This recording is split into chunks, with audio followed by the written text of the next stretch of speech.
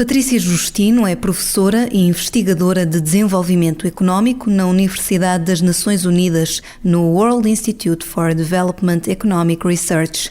É cofundadora e co-diretora da Households in Conflict Network. Patrícia é co-diretora do projeto Life with Corona, um inquérito internacional lançado em março para avaliar as implicações da pandemia no dia-a-dia das pessoas.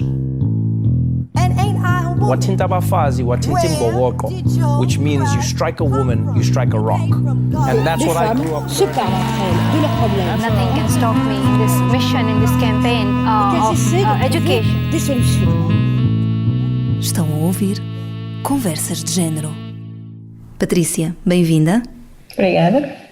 A primeira fase do inquérito internacional Life with Corona foi realizada a 12 mil pessoas. Quais foram as principais conclusões que puderam aferir? A primeira fase do inquérito cobriu à volta de 12 mil pessoas, como disse, e tivemos uma série de respostas e as conclusões principais foram três, mais ou menos, portanto eu foco mais ou menos em três conclusões. A primeira, que é muito interessante, tem a ver com os jovens e com a distribuição dos efeitos da pandemia através de várias idades. Tem havido aquela ideia de que os jovens têm sido um bocadinho irresponsáveis durante a pandemia em termos de comportamentos. Mas os resultados interessantes do inquérito é que vimos muito poucas diferenças entre os jovens e os idosos no tipo de comportamentos. Portanto, não vemos diferenças nenhumas em tipos de comportamentos como lavar as mãos, ter mais cuidado e manter as distâncias sociais. E o que mais nós podemos ver é que, essencialmente, os jovens têm tido níveis de stress muito mais altos que os idosos. Principalmente casais jovens com crianças que mostram muita preocupação com o futuro deles, o futuro económico e o futuro das crianças, principalmente crianças que estão fora da escola e a ter consequências negativas em termos de educação. Em termos dos jovens também, um resultado interessante foi que os jovens demonstram muito mais propensidade em pagarem por políticas ou por medidas que ajudem a conter a pandemia. Os jovens estão muito mais dispostos. É sensato dizer que os jovens estão mais sensibilizados para a crise pandémica que vivemos? Estão muito mais sensibilizados e dispõem-se muito mais a tomar medidas e a pagar, portanto, por elas do que os mais idosos. E estão muito mais preocupados. Portanto, esse foi um dos resultados que surpreendeu imenso, porque nós estávamos à espera precisamente do contrário, tendo em vista que os adultos mais idosos são muito mais vulneráveis ao vírus e em termos de saúde. Outros resultados que são interessantes têm a ver com diferenças entre os géneros. Portanto, nós observamos que em termos de stress e em termos de preocupação, as tensões sociais, e em termos de tensões sociais, as mulheres têm muito mais tendência a mostrar maiores níveis de stress e preocupação do que os homens, principalmente em agregados familiares com crianças, o que é fácil entender. Outro resultado que nós achamos surpreendente é que nós temos à volta de mais de 130 países no inquérito, e os resultados não diferem muito por estes países. Portanto, temos países que vão desde os Estados Unidos, a Suécia, até ao Congo, Moçambique, a Ruanda, e os resultados... Mas os resultados não diferem ao nível do género ou ao nível deste stress que tem? Em nenhum dos resultados, ok. Em nenhum dos resultados vemos diferenças muito grandes entre os países. Uma das diferenças principais que é de interesse para Portugal, por exemplo, uma das diferenças que nós observamos é em termos de solidariedade social. Portugal, de todos os países que nós temos, Portugal tem os níveis mais elevados de solidariedade social durante a pandemia. Portanto, o nível de confiança das pessoas entre elas aumentou consideravelmente em Portugal durante a pandemia. É a maior diferença que nós observamos nos dados em Portugal. Acha que a pandemia pode perpetuar as disparidades de género? Tendo em vista os resultados que nós temos agora na primeira vaga do inquérito, os resultados são um bocadinho preocupantes. É muito óbvio que as mulheres têm maiores dificuldades em termos de stress e preocupações.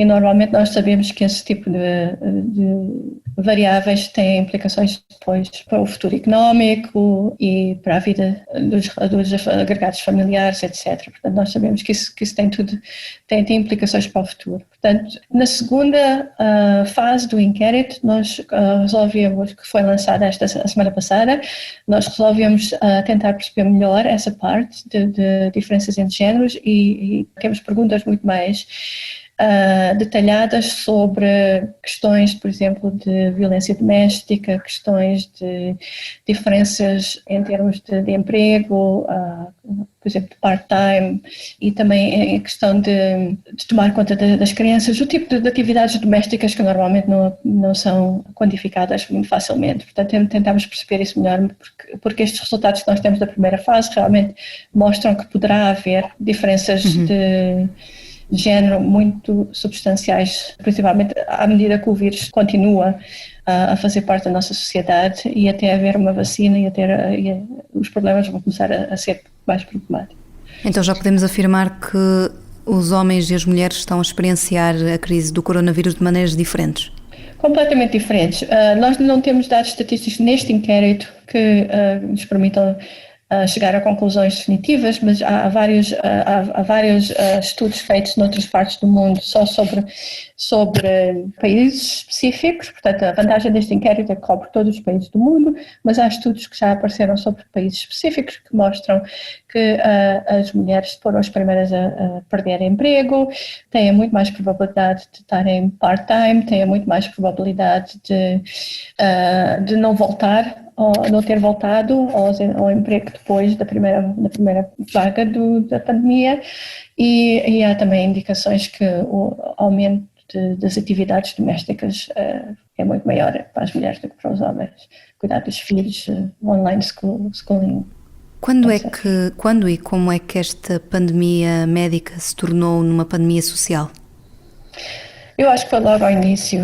Portanto, talvez nas primeiras semanas a maior preocupação foi com a questão da saúde, obviamente. As pessoas estavam preocupadas, na altura não sabíamos quais eram as causas do vírus e as consequências, mas a partir do momento em que as sociedades e as economias começaram a fechar, variou muito à volta pelo mundo inteiro, mas a partir do momento em que a economia começou a fechar para conter o vírus, é óbvio que as consequências sociais começaram logo a ser óbvias em termos de desigualdades económicas e desigualdades sociais. Qual é o legado que o vírus vai deixar a nível social? As desigualdades sociais e económicas vão definitivamente aumentar. Portanto, nós já não temos dados suficientes para calcular qual será o número, mas temos indicações suficientes para saber que realmente, em termos de desigualdades, em termos de género, em termos de idade e em termos de classes sociais, de certeza vão aumentar.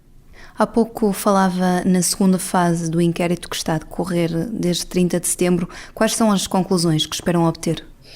Quando começámos o inquérito em março, não tínhamos grande ideia do que ia acontecer, mas tínhamos a certeza absoluta que ia ser importante, pelo menos, tentar entender quais são as consequências sociais, económicas e políticas da pandemia, em adição, obviamente, a estudos sobre as condições, sobre a parte da saúde. Portanto, fizemos uma série de perguntas na primeira fase que precisavam de ser melhor definidas. Agora, porque nós temos melhor conhecimento sobre a pandemia e o que está a acontecer, a segunda fase do inquérito tem perguntas mais detalhadas sobre áreas que nós pensamos que vão ser importantes. E uma das áreas é o que me perguntou, a Susana perguntou sobre as diferenças em termos de género. Outra área que nós estamos um bocadinho preocupados é com a saúde mental, e temos perguntas muito detalhadas no inquérito sobre as consequências da pandemia para a saúde mental. E outra área que estamos preocupados é em termos de consequências políticas.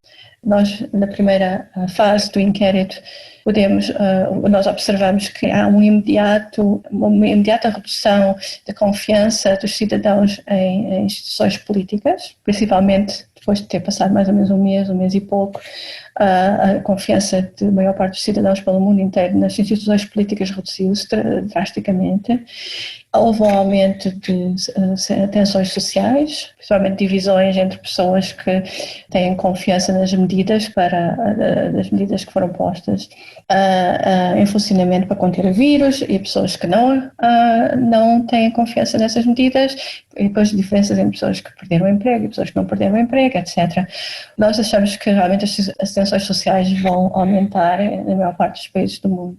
Portanto, essas são as áreas que nós estamos a tentar cobrir e a tentar entender melhor. E se eu puder prever o futuro, eu diria que essas 3 áreas são as áreas que realmente são de preocupação agora, nesta altura. E ainda há tempo para tentar melhorar, mas é uma questão do trade-off entre as questões económicas e as questões de saúde, que são muito difíceis.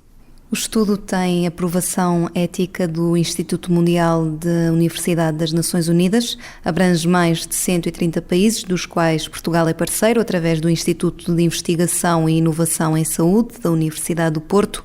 Pode votar através do site lifewithcorona.org e contribuir para o rastreio do impacto da pandemia e para a construção de uma base de conhecimento global sobre como é que as pessoas estão a lidar com esta situação excepcional. Patrícia, por que é importante participar no inquérito? Estes inquéritos globais estão muito dependentes da quantidade de pessoas que respondem ao inquérito. Só com uma quantidade razoável nós podemos ter confiança nas estatísticas que saem do inquérito. Neste momento, Portugal, em termos de respostas pelo número de população, é um dos países onde temos tido uma das maiores respostas. Os 2 países são Portugal e a Alemanha, onde temos as maiores respostas. Mas neste momento, para podermos termos mais confiança nos dados estatísticos, por exemplo, para cada país, por exemplo, no caso de Portugal, precisamos ter uma maior cobertura do território nacional. A maior parte das respostas ainda se concentram muito na área do Porto e Lisboa. Portanto, precisamos de respostas de outras partes do país para entendermos muito melhor o que é que está a acontecer com a pandemia e as consequências sociais, económicas e políticas da pandemia em outras áreas. Portanto, quanto maior número de respostas nós tivermos, melhor são os dados estatísticos e dá-nos a possibilidade de obter muito mais entendimento sobre as consequências do vírus e possivelmente também influenciar vários governos e políticas que estão a ser implementadas para conter o vírus e melhorar a situação das pessoas. Muito bem, fica o apelo a quem puder para participar neste inquérito Life with Corona. Patrícia, obrigada. De nada. Foi um prazer estar aqui e muito obrigada, Susana, pelo convite.